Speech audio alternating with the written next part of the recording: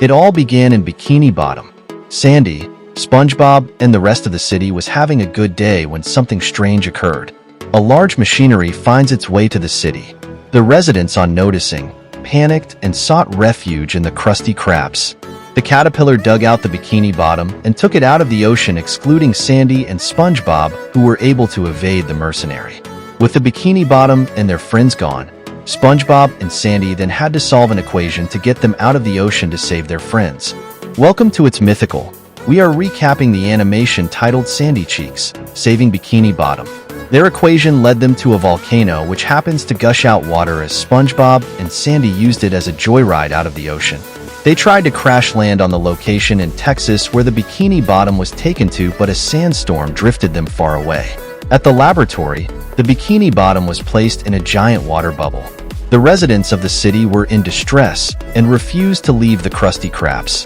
Mr. Krabs summoned courage and went to check, but as she saw a human poking at him, it scared the life out of him as he ran back to his restaurant.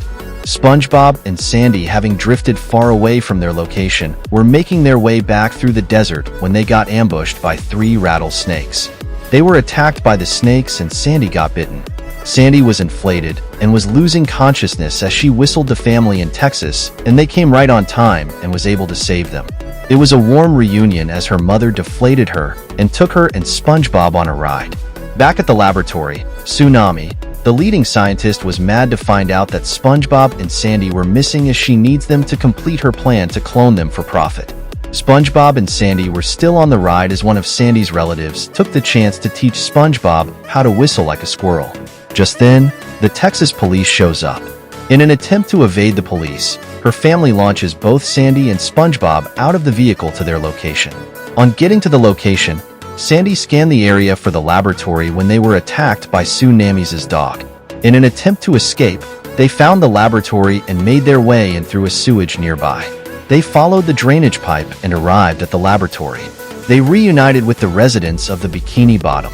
But the reunion was cut short by the presence of Tsunami as SpongeBob was caught and Sandy was placed in a cage.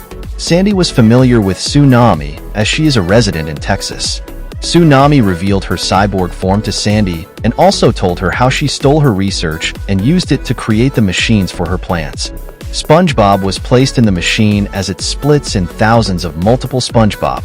One of the SpongeBob made his way to Sandy's cage and was able to motivate a sad Sandy as she spins her way out of the cage and was able to decapitate Tsunami. As a result of the altercation, a hole was punctured in the glass containing the city and it started leaking.